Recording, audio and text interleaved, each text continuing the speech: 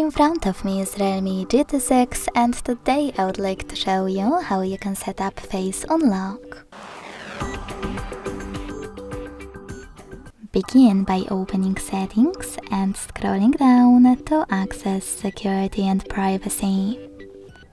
Then you need to scroll down to access device unlock and tap on face and fingerprint unlock over here.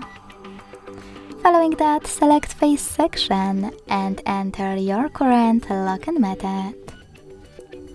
Then choose continue. Keep your face in frame, follow all of the instructions from the screen and make sure that your lighting is on point.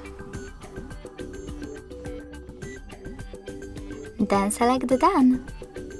Now you can manage all of those options however you want to, and when you finished, go back.